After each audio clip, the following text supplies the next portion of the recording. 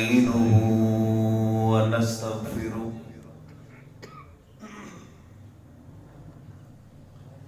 ونؤمن به ونتوكل عليه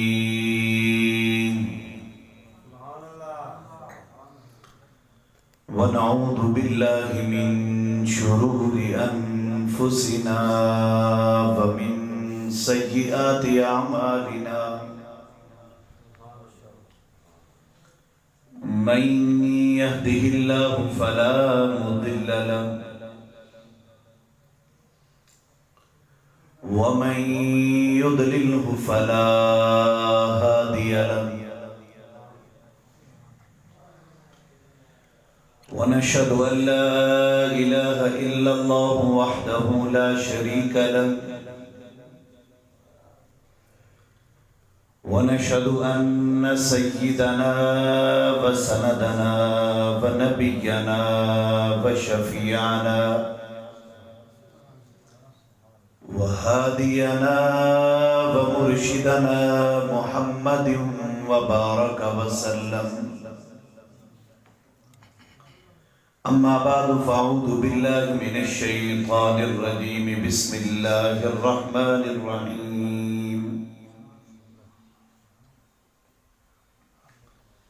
لقد من الله على المؤمنين إذ بعث فيهم رسولا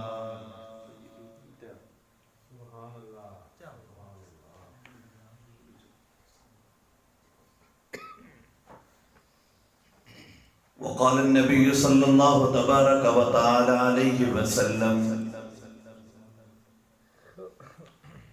محمد رسول الله والذين معه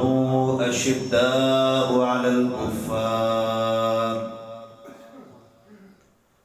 رحماء بينهم تراهم ركعا سجدا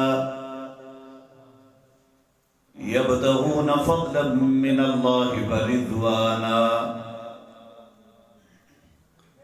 سيماهم في وجوههم من أثر السجود ذلك مثلهم في التوراة ومثلهم في الإنجيل. وقال النبي صلى الله تبارك وتعالى عليه وسلم أنا آخر الأنبياء وأنتم آخر الأمم. وقال النبي صلى الله عليه وسلم إن مثلي ومثل الأنبياء من قبلي كمثل رجل بنى بيتا فأحسنه وأجمله إلا موضع لبنة من زاوية فجعل الناس يطوفون به ويتعجبون له ويقولون هلا بزيت هذه اللبنة قال أنا اللبنة وأنا خاتم النبيين وأنا خاتم النبيين لا نبي بعدي. صدق الله العظيم وصدق رسوله النبي الكريم ونحن على ذلك لمن الشاهدين والشاكرين والحمد لله رب العالمين.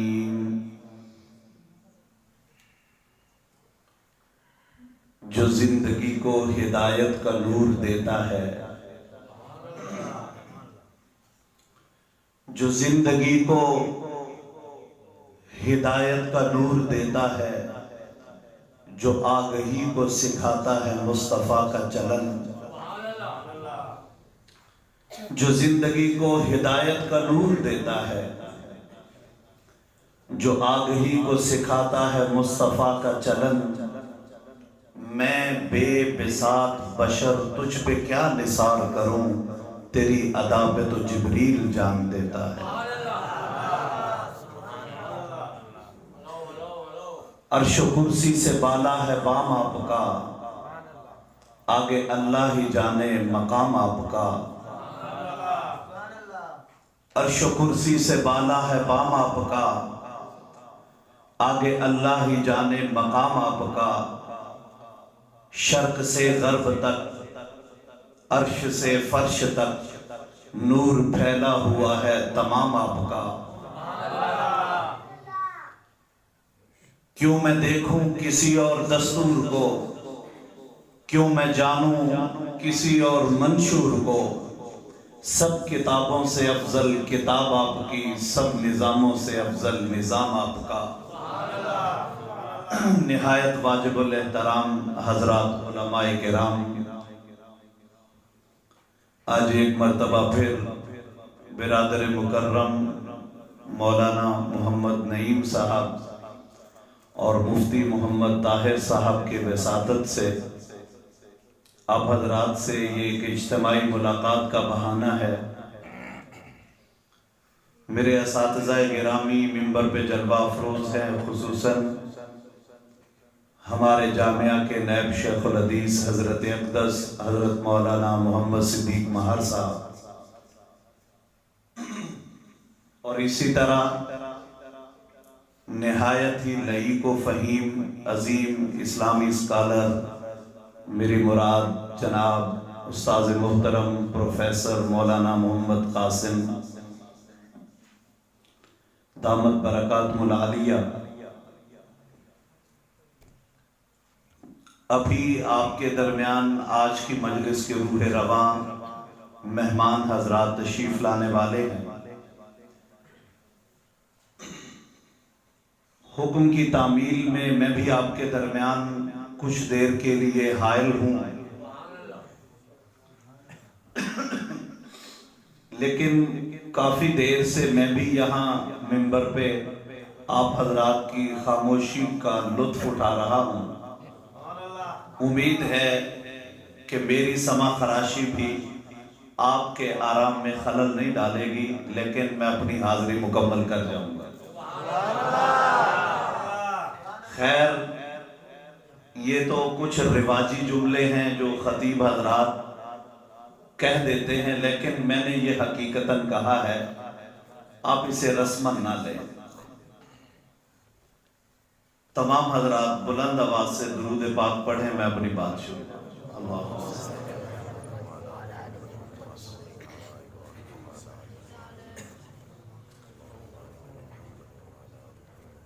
میرے اساتذہ تشریف فرما ہیں، اکابرین نے ایک بات بطور تمہید ہمیں یہ سمجھائی ہے کہ درود پڑھنا یہ بڑی فضیلت والی بات ہے۔ درود اللہ کے ہاں قبول ہوتا ہے، بلکہ یوں کہا کہنے والوں نے کہ ہر عبادت کے لیے اخلاص شرط ہے، لیکن اگر کوئی ریاکاری کی نیت سے بھی درود پڑھے، درود کبھی ناکام اور مردود یا غیر مقبول نہیں رہتا، درود ہر حال میں قبول ہوتا ہے، چاہے پڑھنے والے کی نیت کوئی بھی ہو، اس پر اللہ کے ہاں اجر و ثواب ضرور ملتا ہے۔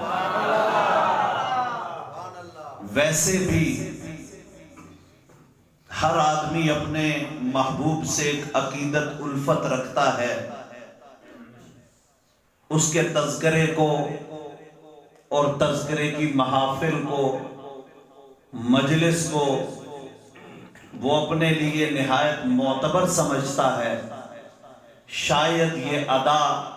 خالق کائنات سے انسانیت کو بطور تحفتاً ملی ہے کہ رب کبریا بھی اپنے محبوب کے تذکرے کو بہت پسند فرماتے ہیں، اور کتنا پسند فرماتے ہیں کہ خود خالق کائنات میرے پیغمبر کے اوصاف، خصائل، پیغمبر کے عادات و اطوار کے متعلق اللہ کے پاس ساری طاقتیں ہیں۔ میرا ہر مسلمان کا یہ عقیدہ ہے کہ اگر اللہ چاہتے تو ایک ہی لمحے میں اپنے پیغمبر کی تعریف سے بھرپور ایسا کلام دنیا میں اتار دیتے کہ جو انسانیت کیا، انسان کے علاوہ کائنات بھر کی تمام مخلوقات کے علم اور ان کے تحمل سے بھی اوپر اور اونچا ہوتا۔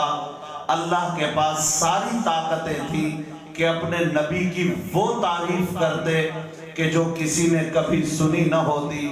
لیکن اسی کبریا نے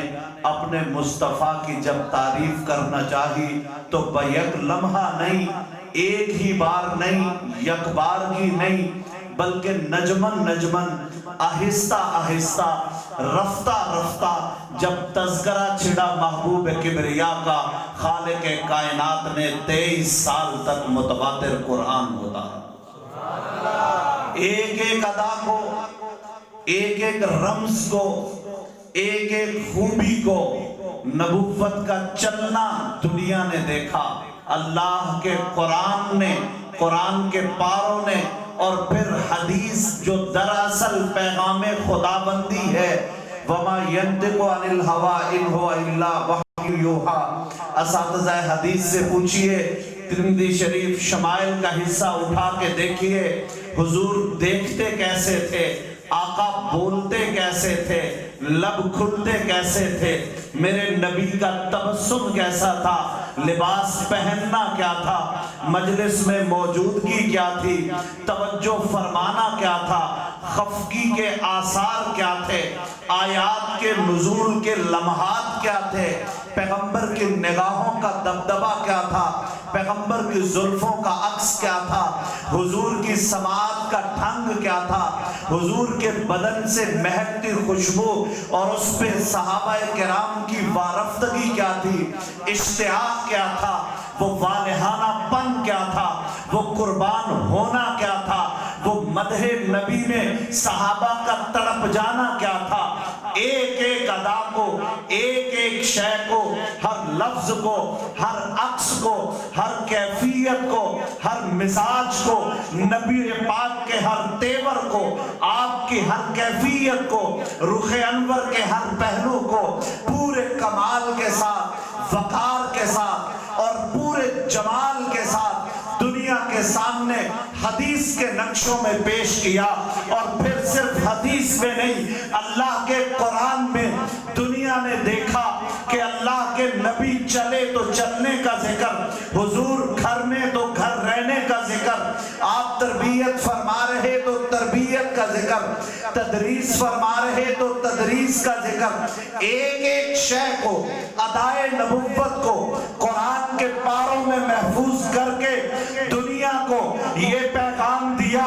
کہ مدح پیغمبر، اوصاف نبوت، کردار نبوت، خصائص نبوت، مزاج نبوت، تنویر نبوت، عکس نبوت، یہ وہ رتبہ ہے، یہ وہ مقام ہے کہ جو انسان بیان کر ہی نہیں سکتا۔ اس انسانیت کا رب اس کو جانتا ہے کہ محمد مصطفیٰ کو اس نے کیا کمالات عطا کیے ہیں، تو اس لیے یہ کہنا پڑتا ہے کہ اللہ نے اپنے نبی کو جو رتبے عطا کیے ہیں، انسان ان رتبوں تک پہنچ نہیں سکتا، وہ اللہ ہی جانتے ہیں۔ چلیے امیر شریعت سید عطا اللہ شاہ بخاری کے دروازے پر کسی نے پوچھا، بخاری میرے پیغمبر کا علم کتنا ہے، حضور کتنا علم رکھتے ہیں؟ فرمایا کہ اللہ نے ایسا کوئی ترازو ہی پیدا نہیں کیا، انسان کے پاس ایسی کوئی کسوٹی، کوئی معیار، کوئی مقیاس موجود ہی نہیں ہے جس سے انسانیت نبوت کے علم کی پیمائش کر سکے۔ حضور تو اندازوں سے،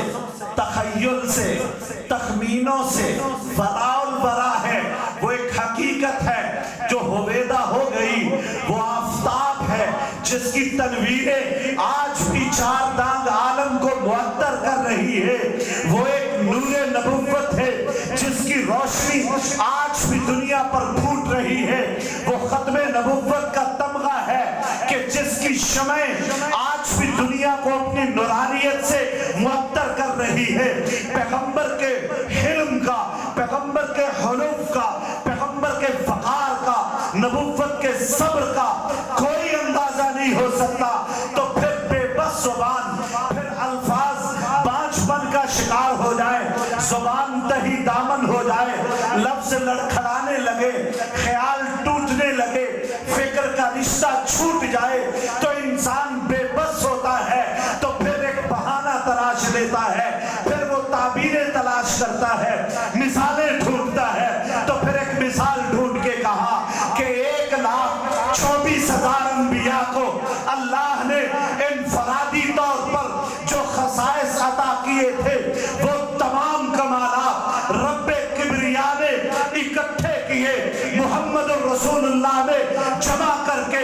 ان پر بھی پھر مستضاف اور ان کو بڑھا کے پھر کہیے نا، پھر ابو البشر آدم علیہ السلام، پھر ان کا جلال، پھر صبر ایوب، پھر صبر گریہ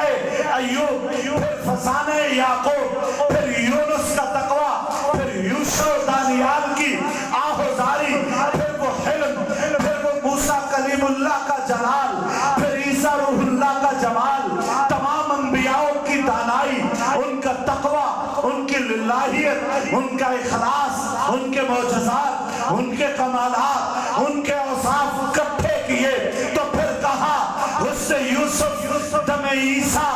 ید بیضا داری، آنچ خوبا ہوا دارن تو تنہا داری۔ وہ جتنے اوصاف اللہ نے تمام انبیاء کو عطا کیے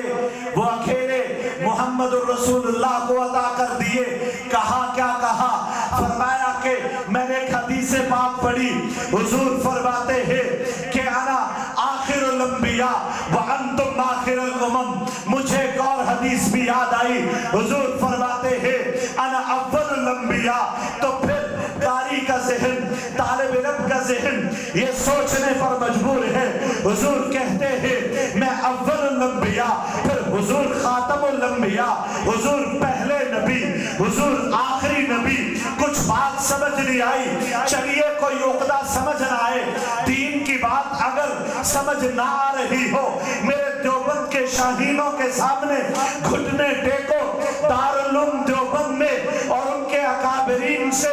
جو علم کی شمع پھوٹی ہے، کوئی گتھی ایسی نہیں جو سلجھ نہ سکے۔ حضرت نانوتوی فرماتے ہیں ہاں ہاں واقعتاً حضور اول الانبیاء، حضور آخر الانبیاء۔ فرمایا کہ جیسے کوئی آدمی پرکار سے دائرہ لگانا چاہتا ہے تو دائرہ لگانے سے پہلے وہ ایک نقطہ لگاتا ہے، ایک مرکز طے کرتا ہے، اس مرکز کے گرد وہ دائرہ بنتا ہے۔ وہ تمام سلسلہ نبوت کا مرکز میرے نبی ہے، تمام انبیاء کی ابتدا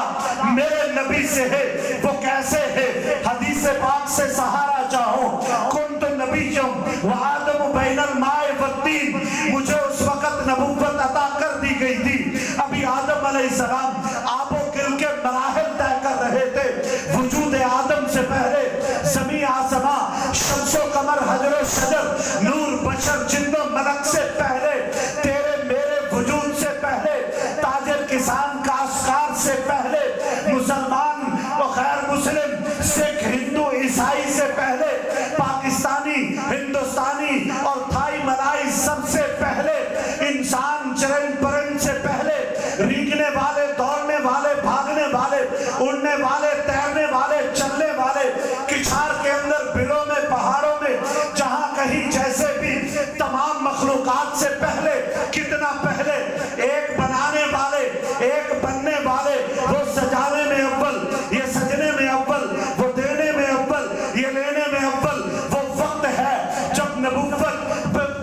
تمام انبیاء سے پہلے، آدم علیہ السلام کے وجود سے پہلے، حضور کہتے ہیں کنت نبیّم وآدم بین الماء والطین۔ تمام انبیاء سے پہلے مجھے میرے وجود کو، میرے نبوت کے اس تمغے کو سجایا گیا، تو حضور اول الانبیاء، سلسلہ نبوت کی ابتدا، حضور وہ محور و مرکز، پھر پرکار گھومتی گئی، نبی تشریف لاتے گئے، ہر نبی آئے تو سلسلہ مکمل ہوتا چلا گیا، پھر دائرہ مکمل ہوا، پرکار اٹھ گئی، میرے پیغمبر کا ظہور ہوا، حضور کی بعثت ہوئی ہے۔ آپ اول الانبیاء، آپ آخر الانبیاء، آپ کی مدح، وہ کیا کہا؟ عرش و کرسی سے بالا ہے بام آپ کا، آگے اللہ ہی جانے مقام آپ کا، شرق سے غرب تک، فرش سے عرش تک، نور پھیلا ہوا ہے تمام آپ کا۔ کیوں میں دیکھوں کسی اور منشور کو، کیوں میں دیکھوں کسی اور منشور کو، کیوں میں جانوں کسی اور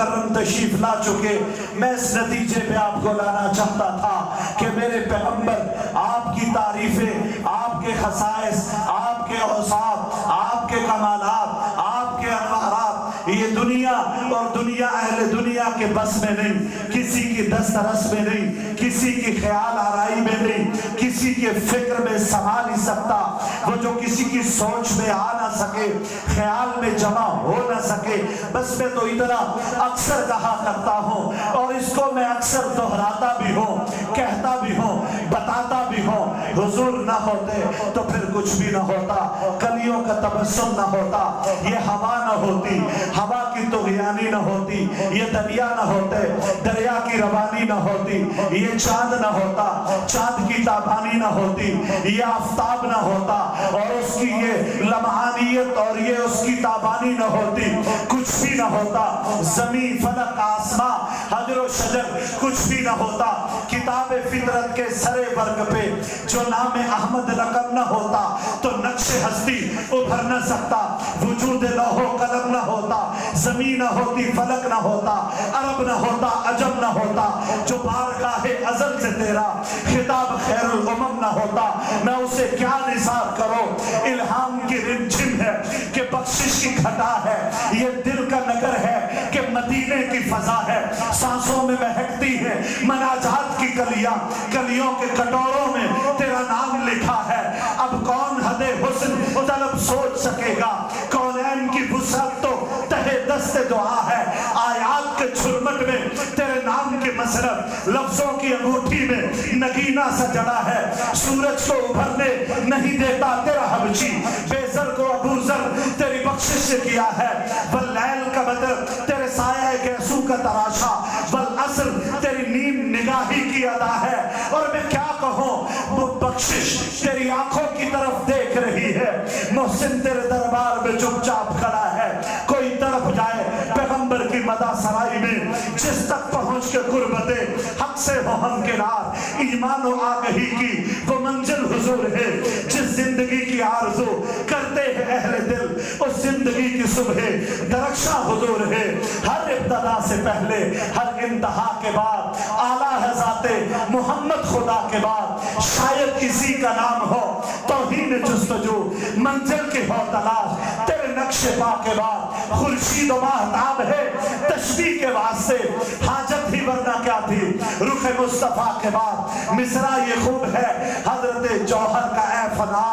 اسلام زندہ ہوتا ہے. ہر کربلا کے بعد وسعت